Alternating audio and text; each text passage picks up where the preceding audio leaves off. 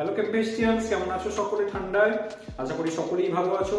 এই শীতে তো মাধ্যমিক তো এসেই গেছে, তো মাধ্যমিকের আর একটা নতুন চ্যাপ্টারের সাজেশন নিয়ে চলে এসেছি, যেটা হচ্ছে আয়নীয় এবং সমযোজী বন্ধন। তো এখান থেকে খুব গুরুত্বপূর্ণ তোমার হচ্ছে কিছু কোশ্চেন রয়েছে, যেমন তোমাকে অনেক সময় লিখতে দেয় যে কার্বন ডাই অক্সাইড বা ইথিলিন বা অ্যাসিটিলিনের লুইস ডট গঠন দেখাও, 2 মার্কের কোশ্চেন আসেই, ঠিক আছে। এবং এবছরের জন্য কিন্তু খুব ইম্পর্টেন্ট দুটো তোমার হচ্ছে লুইস ডট গঠন আমি নিয়ে চলে এসেছি। দেখো, ট্রিক্সটা শিখে নাও কিভাবে করতে হচ্ছে। এইরকম ভাবে যদি তুমি লুইস ডট গঠনটা করো, কখনোই তোমার কিন্তু ভুল হবে না, ঠিক আছে। তো তাহলে তুমি দেখে নাও। তো প্রথমে আমরা একটা সিম্পল তোমার হচ্ছে লুইস ডট গঠনটা দিয়ে শুরু করছি, সেটা হচ্ছে ক্লোরিন, ঠিক আছে। তো ক্লোরিনের প্রথমে আমরা কি করব না, ক্লোরিনের ইলেকট্রন বিন্যাসটা আমরা দেখব। তো ক্লোরিন কি হয় না, ক্লোরিন হচ্ছে 17, তার মানে হচ্ছে 2 8 7। আর একটা ক্লোরিনেরও হচ্ছে কত না, 2 8 7, ঠিক আছে। তাহলে পাশাপাশি দুটো ক্লোরিন আমরা লিখছি এখানটায়, একটা ক্লোরিন আর একটা ক্লোরিন, 1 2 3 4 5 6 7। এই ক্লোরিনটার 1 2 3 4 5 6 7।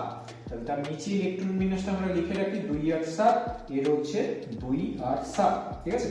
এবার একটা জিনিস খেয়াল করে দেখো, এই ক্লোরিনেরও সে তার কক্ষে লাস্ট কক্ষে একটা ইলেকট্রন চাইছে, তাহলে 8টা ইলেকট্রন হবে। এই ক্লোরিনের লাস্ট কক্ষে একটা ইলেকট্রন দরকার, তার লাস্ট কক্ষে তোমার হচ্ছে 8টা ইলেকট্রন হবে। তাহলে দুটো ইলেকট্রনই বা দুটো তোমার হচ্ছে পরমাণুই কিন্তু তার লাস্ট কক্ষে 8টা করে ইলেকট্রন করার চেষ্টা করছে, অর্থাৎ একটা একটা করে ইলেকট্রন গ্রহণের চেষ্টা করছে। তাহলে এও একটা চাইছে, এও একটা চাইছে, তাহলে কি হবে, দুজনের মধ্যে ঝগড়া লেগে যাবে। তো ঝগড়া হলে কি করা হয়, ঝগড়া হলে তারা গ্রাম পঞ্চায়েতের কাছে যায়, তাই তো। তো এখানটায় কি করছে না, দুটো ক্লোরিন এই যে মাঝখানে যে গ্রাম পঞ্চায়েত বসে আছে তার কাছে গেছে, ঠিক আছে। এবার যাওয়ার পর গ্রাম পঞ্চায়েত তাদের মধ্যে একটা সমাধান দিয়েছে। কি বলছে না, সে বলছে যে তোদের মধ্যে যখন সমস্যা হচ্ছে, তাহলে এই ধারের ক্লোরিনকে বলছে তোর একটা ইলেকট্রন আমাকে দে, আর এই ধারের ক্লোরিনটাকেও বলছে তোর একটা ইলেকট্রন আমাকে দে, ঠিক আছে। তাহলে গ্রাম পঞ্চায়েত দুজনের কাছ থেকে একটা একটা ইলেকট্রন কিন্তু নিয়ে নিয়েছে। তাহলে নিয়ে নিলে কি হবে না, এই ক্লোরিনে তোমার হচ্ছে 6টা ইলেকট্রন পড়ে আছে, 1 2 3 4 5 6। এদিকের ক্লোরিনেরও 1 2 3 4 5 6 তোমার হচ্ছে পড়ে রয়েছে। আর গ্রাম পঞ্চায়েতের কাছে কি আছে না, তোমার হচ্ছে দুটো ইলেকট্রন বা এক জোড়া ইলেকট্রন রয়েছে, ঠিক আছে। এবার গ্রাম পঞ্চায়েত কি বলছে জানো, গ্রাম পঞ্চায়েত বলছে যে এই যে এক জোড়া ইলেকট্রন বা দুটো ইলেকট্রন রয়েছে, এই ক্লোরিনকে বলছে তুই দিনের বেলা এই দুটো ইলেকট্রন গ্রহণ করে তোর 8টা ইলেকট্রন কর, অর্থাৎ অষ্টক পূর্তি ঘটা।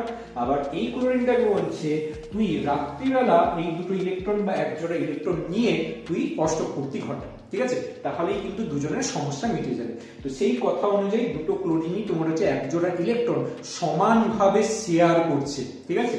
তাহলে এই যে তোমার হচ্ছে দুটো ক্লোরিনের মধ্যে এক জোড়া ইলেকট্রন শেয়ার হলো, তার মানেটা কি না, দুটো ক্লোরিনের মধ্যে সমযোজী এক বন্ধন কিন্তু এরকম ভাবে সৃষ্টি হচ্ছে, অর্থাৎ Cl2 অণুটা এটা কিন্তু একটা সমযোজী অণু বা সমযোজী যৌগ। তাহলে এবার দেখে নাও তোমার হচ্ছে কার্বন ডাই অক্সাইডের লুইস ডট গঠনটা আমরা কিভাবে করব, ঠিক আছে। তাহলে কার্বন রয়েছে মাঝখানে, যার ইলেকট্রন বিন্যাস হচ্ছে 2 4, তার মানে তার লাস্ট কক্ষে দুটো ইলেকট্রন রয়েছে।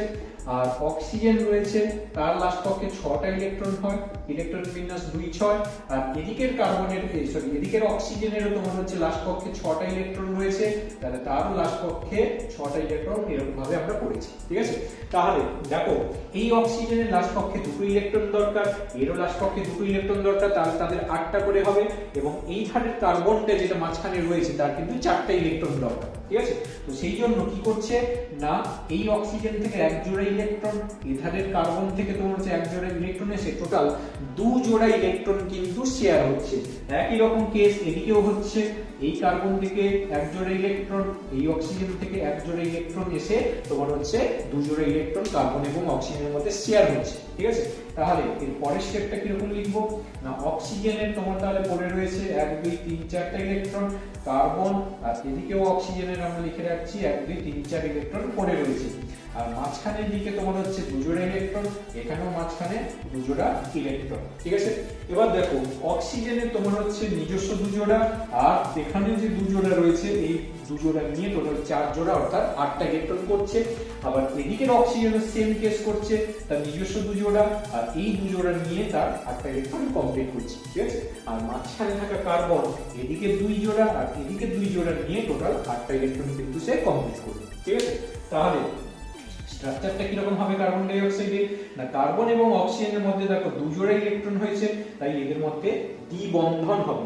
আবার এদিকে কার্বন এবং অক্সিজেনের মধ্যেও তোমার হচ্ছে দুজোড়া ইলেকট্রন রয়েছে, তাই এদিকেও তোমার হবে কি না কার্বন এবং অক্সিজেনের মধ্যে দ্বিবন্ধনটা গঠিত হবে। এবার তাহলে দেখে নেওয়া যাক অ্যাসিটিলিন যৌগটা কিভাবে লুইস ডট গঠনের মাধ্যমে দেখাই।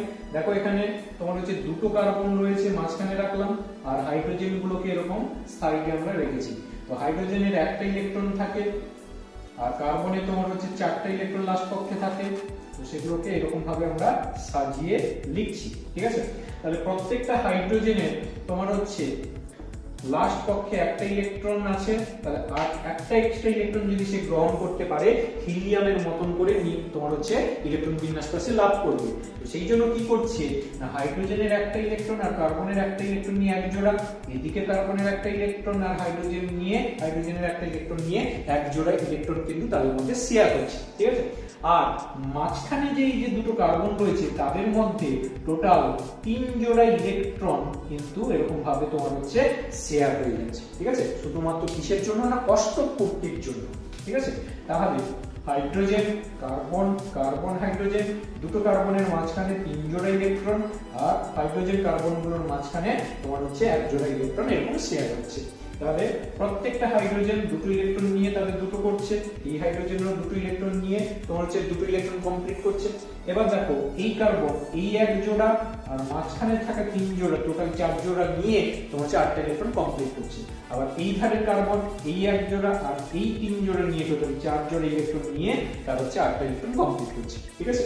তাহলে এইভাবে কিন্তু তোমার হচ্ছে মৌল বা যৌগগুলো যুক্ত হচ্ছে।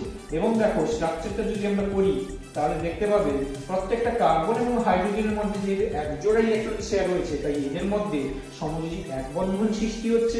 সেম জিনিস এদিকেও তোমার হচ্ছে সমযোজী এক বন্ধন কার্বন এবং হাইড্রোজেনের মধ্যে হলো, আর দুটো কার্বনের মধ্যে 3 জোড়া ইলেকট্রন শেয়ার হয়েছে, তার মানে সমযোজী ত্রিবন্ধনের সৃষ্টি হয়েছে এখানটায়, ঠিক আছে। আশা করি বুঝতে পেরেছো অ্যাসিটিলিন খুব গুরুত্বপূর্ণ এবছরের জন্য। অ্যাসিটিলিন এবং কার্বন ডাই অক্সাইড ভালো করে দেখে যাবে পরীক্ষায়, মাধ্যমিকে আসার চান্স কিন্তু তোমার হচ্ছে 99.9%।